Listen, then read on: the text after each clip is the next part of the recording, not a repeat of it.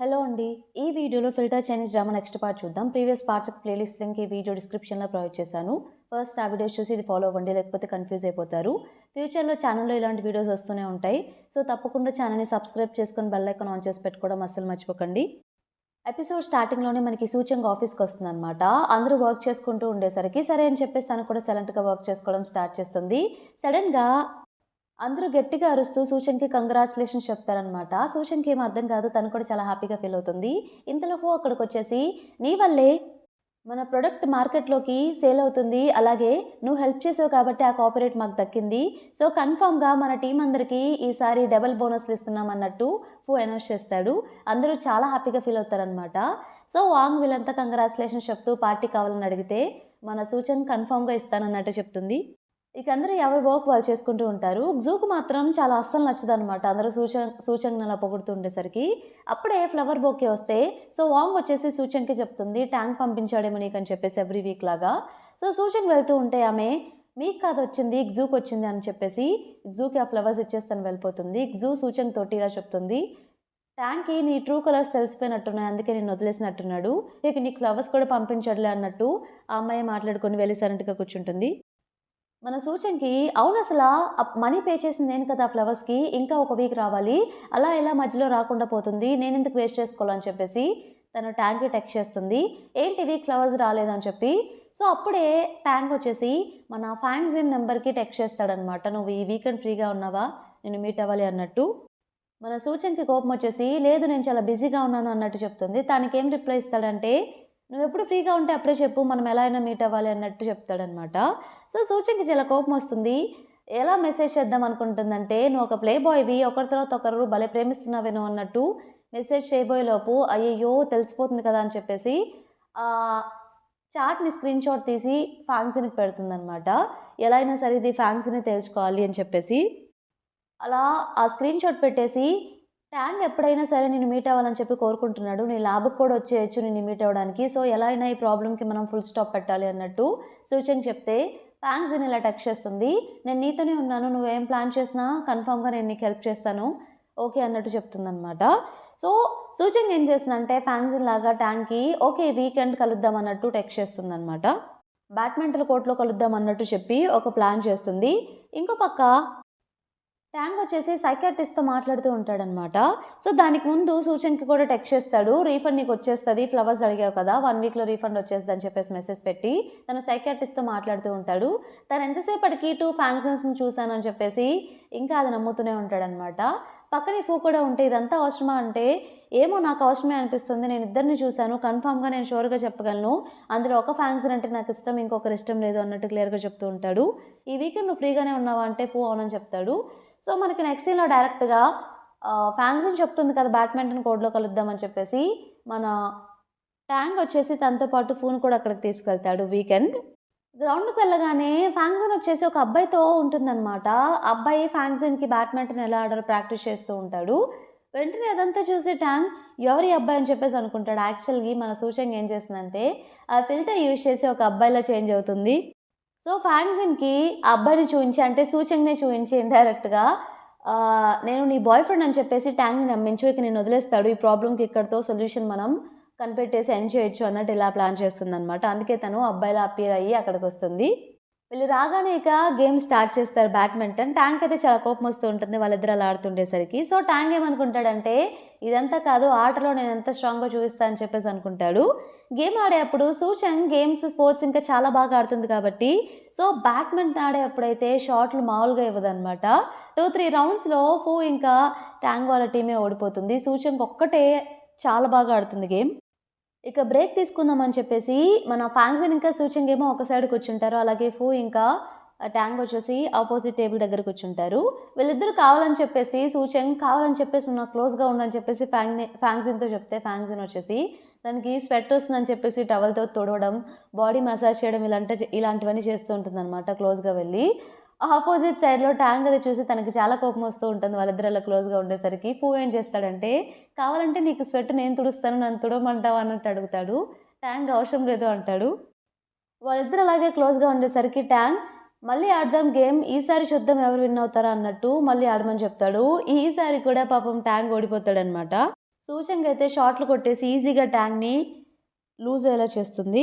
ఇక గేమ్ అయిపోయిందని చెప్పేసి ఫ్యాంగ్జిన్ అఫీషియల్గా సూచంగ్ని వాళ్ళకి ఎలా పరిచయం చేస్తుందంటే తన బాయ్ ఫ్రెండ్లా పరిచయం చేసి ఇతని పేరు షంగ్ ట్యాంగ్ అన్నట్టు చెప్తుంది. అతని పేరులో కూడా ట్యాంగ్ ఉండేసరికి అబ్బో వాట్ ఏ కోయిన్సిడెన్స్ అని చెప్పేసి అంటాడు. దీనికి జర్మన్, స్పానిష్ ఇంకా చాలా లాంగ్వేజెస్ వచ్చని కూడా చెప్తుందనమాట. యాక్చువల్లీ నా జూనియర్ ఇప్పుడు నా బాయ్ ఫ్రెండ్ అయ్యాడు, మేమిద్దరం రిలేషన్షిప్లో ఉన్నాం అన్నట్టు చెప్పి అప్పుడు ట్యాంక్ ఏం రిప్లై ఇస్తాడంటే ఈ అబ్బాయి నీకు సెట్ అవ్వడు అన్నట్టు చెప్పేస్తాడనమాట. వచ్చేసి దాన్ని కవర్ చేయడానికి ఊరికే అన్నాడు, మీరు పట్టించుకోకండి అన్నట్టు అంటాడు. లేదు నేను నిజమే చెప్తున్నాను, ఒరిజినల్ ఫ్యాంగ్జిన్ గురించి నాకు తెలుసు, ఇతనికి ఏం తెలీదు అన్నట్టు చెప్తాడు. షంగే సూచంగ్ కాబట్టి మీకేం తెలుసు, అంతలో ఏదో తెలుసు అని చెప్పేసి రెచ్చిపోతున్నారు. ఒక అమ్మాయి పోతే ఇంకొక అమ్మాయికి అంత త్వరగా లైన్ వేస్తారు కదా మీరు అన్నట్టు అనేస్తుంది అనమాట.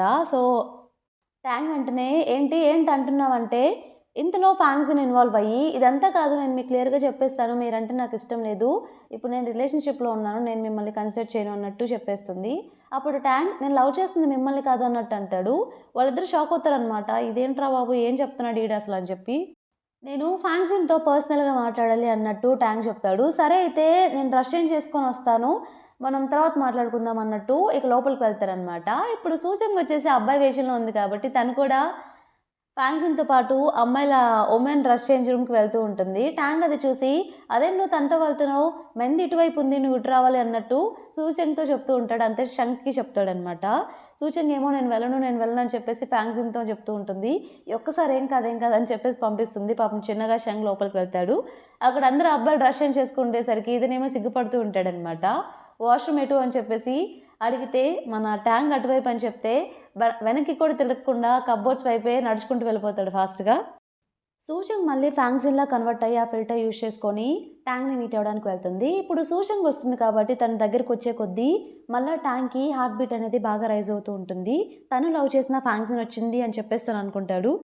నేను చూస్తుంటే నాకు చాలా హ్యాపీగా ఉంది అన్నట్టు ట్యాంగ్ అంటే సూచంగ్ అదేంటి ఇప్పుడే కదా మీరు ఫ్యాంగ్జిని లవ్ చేయట్లేదని నన్ను లవ్ చేయట్లేదని చెప్పారు, మళ్ళీ ఏంటి ఇలా మాట్లాడుతున్నారు అంటే యాక్చువల్లీ ఇద్దరు ఫ్యాంగ్జిన్స్ ఉన్నారు, ఒకరు నేను లవ్ చేస్తున్నాను, ఇంకొకరిని నేను చేయట్లేదు అన్నట్టు చెప్తాడనమాట. సూచంగ్కి ఇక్కడ టెన్షన్ స్టార్ట్ అవుతుంది. ఏం మాట్లాడుతున్నారు, ఇదంతా నాకు తెలియదు, నేను వెళ్తున్నాను అంటే ఒక్కసారి ఆగు, నీతో మాట్లాడాలి.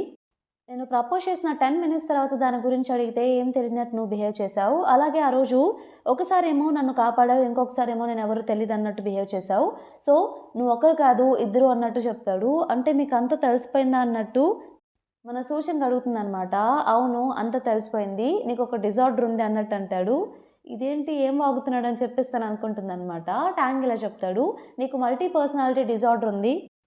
సో ఒరిజినల్ ఫ్యాంగ్జిన్కి ఫస్ట్ పర్సనాలిటీకి నువ్వు ఉన్నావని కూడా తెలియదు, బట్ నీకు ఒరిజినల్ ఫ్యాంగ్జిన్ ఉందని తెలుసు, అందుకే అలా బిహేవ్ చేసింది. నేను ఒరిజినల్ ఫ్యాంగ్జిన్తో మాట్లాడినప్పుడు నువ్వు తెలియనట్టు తను అందుకే అలా బిహేవ్ చేసిందని చెప్పేసి నేనంతా కనుక్కున్నాను డాక్టర్ దగ్గర అని చెప్పేసి చెప్తాడు దీని గురించి.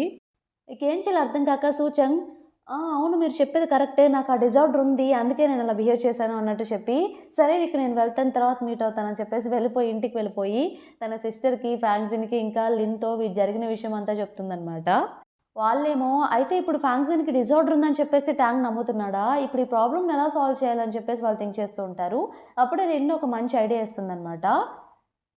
ఎలాగో మల్టీ పర్సన్ డిజార్డర్ అంటున్నాడు కాబట్టి అలా నమ్ముతున్నాడు కాబట్టి ట్రీట్మెంట్ తీసుకున్న తర్వాత మంచిగా ఒరిజినల్ ఫ్యాంగ్జిన్ హీల్ అయిపోతే నువ్వు అసలు ఉండవని చెప్పి తను నమ్మిస్తే సరిపోతుంది కదా అన్నట్టు లిన్ ఒక ఐడియా ఇస్తుంది.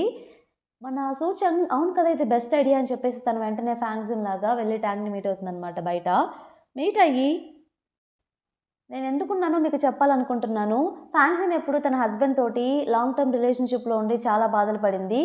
సో తను స్ట్రాంగ్గా లేదు కాబట్టే నేను క్రియేట్ అయ్యాను తనకే తెలియకుండా.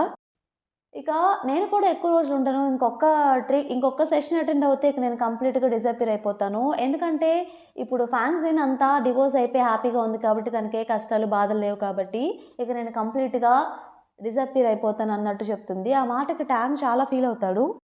నువ్వు డిసపియర్ అయ్యే ముందు నీతో కలిసి ఒక్కసారి నాకు రెయిన్బో చూడాలని ఉంది అన్నట్టు అంటాడు. సూచంగ్ వచ్చేసి ఈ టైంలో రెయిన్బోలు ఎలా ఉంటాయి, వర్షం పడితేనే మనం గ్యారంటీ చెప్పలేము రెయిన్బో ఉంటుందో లేదా అంటే నేను ఆ ప్లేస్కి తీసుకువెళ్తానని చెప్పేసి తను ఒక ప్లేస్కి తీసుకువెళ్తాడనమాట. అక్కడ చాలా స్టెప్స్ ఉంటాయి. సో ఏంటి ఇక్కడికంటే పద చెప్తాను నీకు ఒక మ్యాజిక్ చూపిస్తాను అన్నట్టు ట్యాంగ్ చెప్తాడు. ఇద్దరు స్టెప్స్ దిగుతూ వస్తూ ఉంటారనమాట.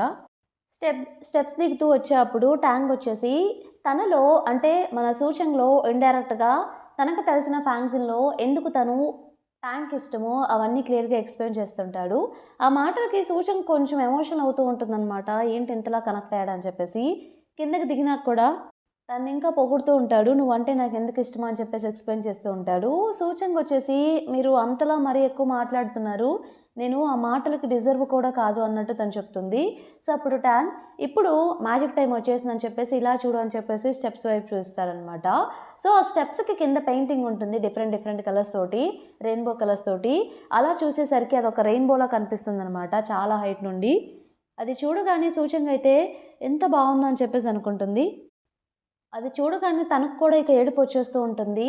సో ట్యాంక్ ఇండైరెక్ట్గా తను ఎంత లవ్ చేస్తున్నాడో చెప్తూ ఉండేసరికి సో ట్యాంక్ ఇలా చెప్తాడు, నువ్వు నాకు ఒకసారి రెయిన్బో చూపించావు, నేను కూడా నీకు ఒకసారి రెయిన్బో చూపించానని చెప్పేసి తన వైపు చూసి వెంటనే వెళ్ళి తను గట్టిగా హక్ చేసుకుంటాడు.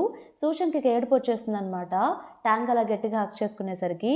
సో ఇక తన ఎమోషన్ని కంట్రోల్ చేసుకోలేక ఇక నేను వెళ్తాను అని చెప్పేసి తను అక్కడ నుండి వెళ్ళిపోతుంది. సో తను అలా వెళ్ళిపోతూ ఉంటే ట్యాంక్కి కూడా చాలా బాధేస్తుంది అనమాట.